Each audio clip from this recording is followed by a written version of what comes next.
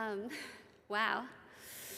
Um, when I began working on my speech, I was talking to a good friend of mine, Sarah Shui, and I told her that I really want to write a speech that can make people laugh. And then she kind of paused and said, "Oh, do your other friends think that you're funny?"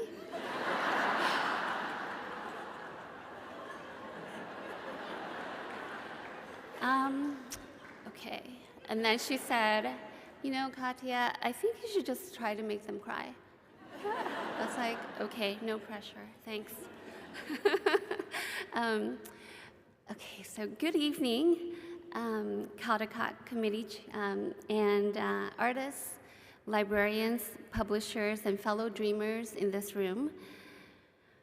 I'd like to start somewhere small at my kitchen table with my son, Emmy, drawing. He's 8, and he's here with me tonight, over there.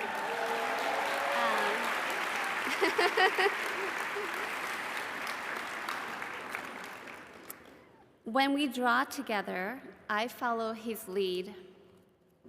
We've always done it like this, which means when he scribbles, I scribble. When he struggles to draw his circle, I struggle to draw my circle. We're in it together. So when I got the Caldecott call, Emmy was actually confused.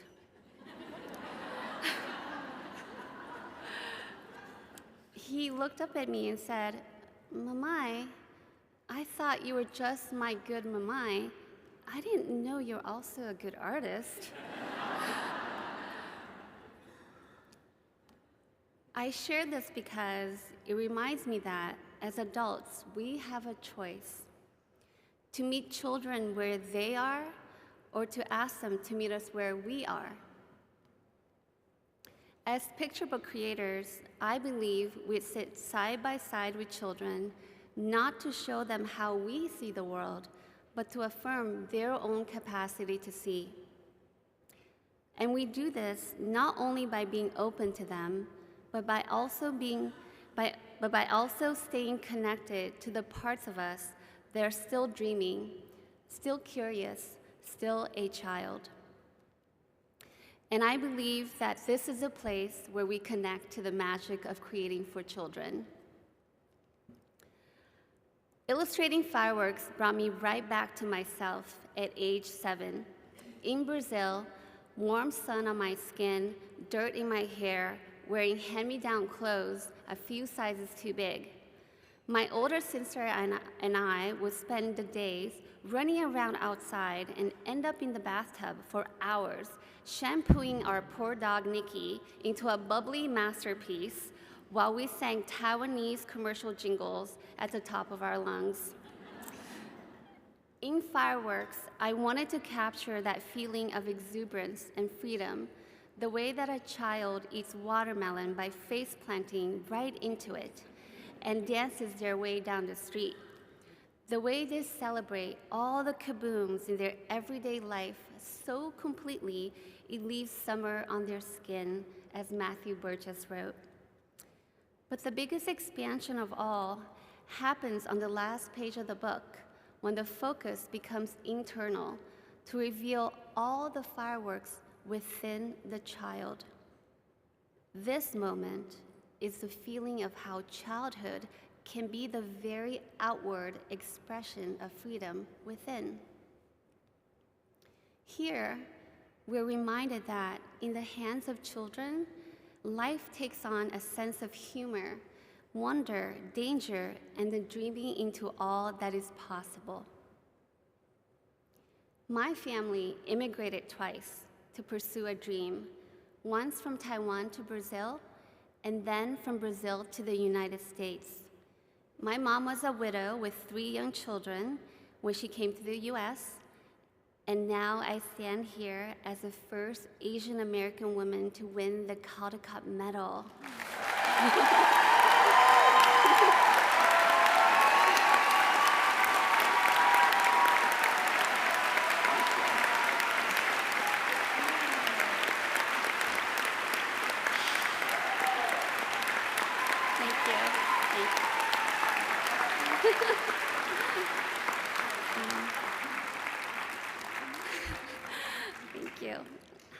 I stand here in the memory of my late grandmother, who was a farmer from humble beginnings in Taiwan. She worked to create opportunities for her family and ultimately put all of her 7 daughters through college. And I also share the stage with other Asian American women across the children's book industry who have paved the way with their artistry, tenacity, creativity, and vision. Lei Wing Pham, May Wait, Grace Lin, Joanna Ho, Linda Sue Park, Yuko Shimizu, Gracie Zhang, X Fang, Alvina Ling, Karina Yang Glazer, Kate Feldman, Connie Xu, T. Bui, Isabel Rojas, Bo Lu, Nicole Wang Forty, Saki Tanaka, K5 Steele, Julia Kuo, Maggie Tokuda Hall, Ruth Cheng, and many more.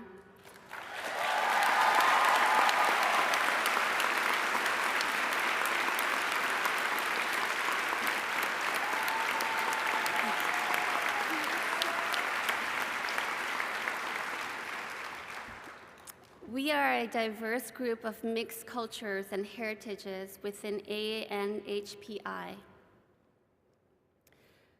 The most remarkable part of my story is that it is not remarkable at all. The immigrant story is the human story, one of migration, love for family, hard work, adaptation, sacrifice, and dreaming. I am deeply moved and grateful for initiatives that are working to widen access, restore our stories, foster belonging, and defend basic human rights for all children. We need diverse books, children's authors for Palestinian children, Authors Against Book Bans, the Children's Literacy Foundation, First Book, and many more. Thank you.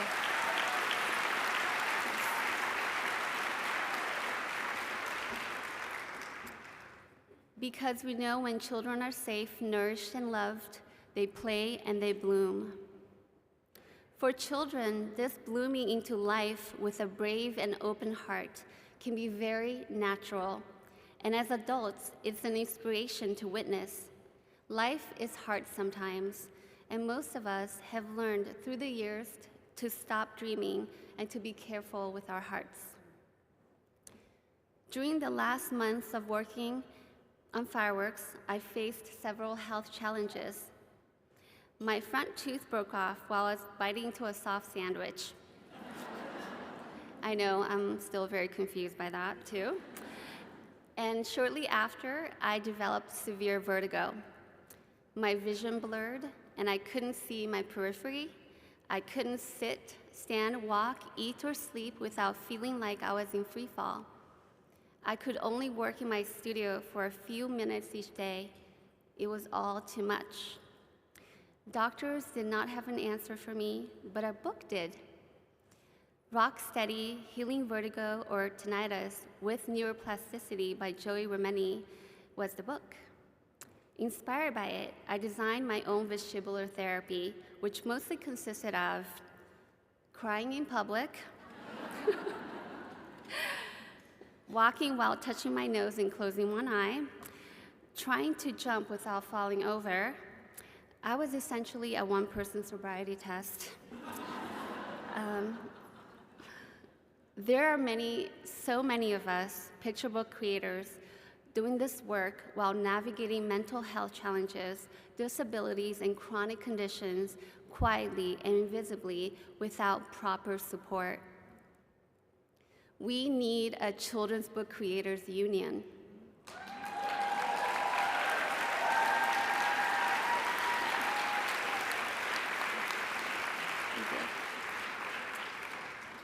We need healthcare and protections that allow our creative community to thrive and to continue creating.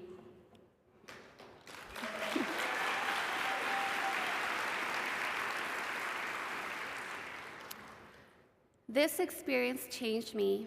I had thought I understood the power of art and dreaming, but when I could no longer work the way I had before, I found that I lost connection to the place in me that believed in the magic of art.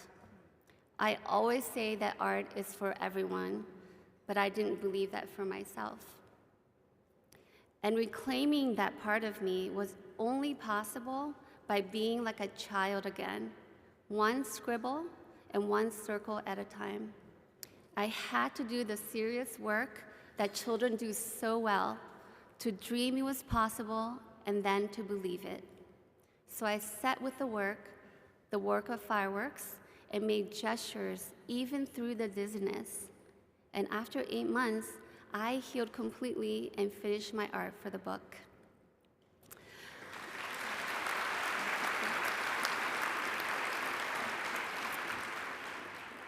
So I think that's something worth celebrating here today as we honor our work as artists, storytellers, and fellow dreamers in the room. That success isn't paved by a yellow brick road of victories. It is built through resilience, curiosity, and through continuing to find our way back to ourselves as dreamers and children. And so perhaps fireworks can be a reminder to be like a child again with an undefended heart. Because what allows us to meet life with open arms is not the absence of hardship, but the memory of each kaboom that lights our way.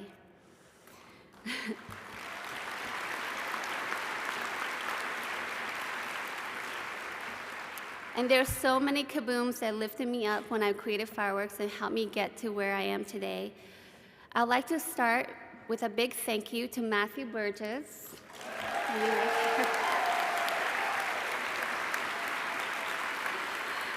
I am so lucky to create books alongside this talented poet, storyteller. I'm even luckier to call him a dear friend and fellow dreamer.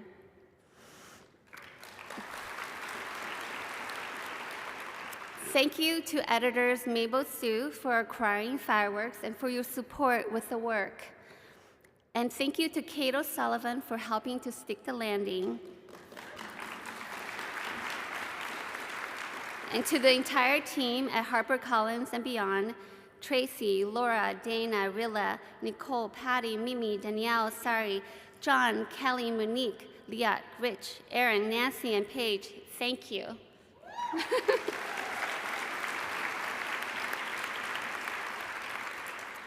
Thank you to my agent, Steve Mock, for being a beacon of light through the ups and downs, for your compassion and continuing guidance and support. Thank you. And thank you to my husband, Mike, who's over there. I love you. Thank you for cheering me on and always bringing me comfort foods when I needed to cry it out after a long day. Thank you to my son, Emmy.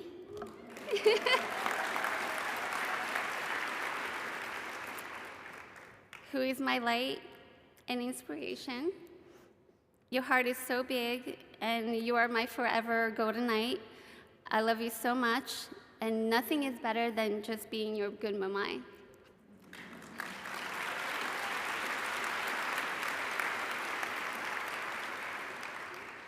Thank you to my grandma, mom, and aunties for their sacrifice and for showing me how to dream.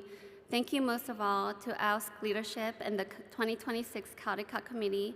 I'm deeply moved by your attention and love for picture books, and I'm so grateful for this immense honor for fireworks. Thank you to Caldecott Chair Jewel Davis.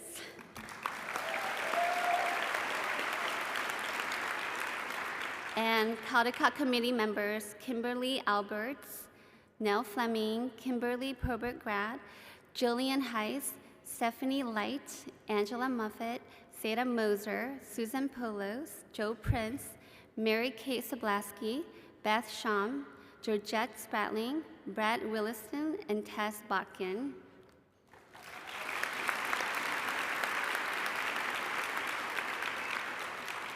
Thank you also to all the librarians who continue to fight to keep our libraries open and our books on the shelves to welcome all children.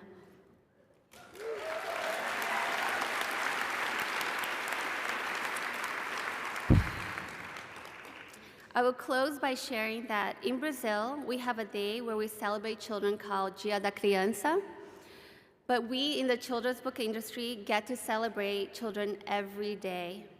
And so I dedicate this Caldecott Medal to all the children of the world and that includes the adults who honor the child within.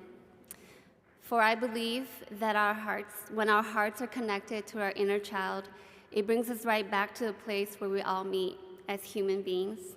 I will see you there. Thank you.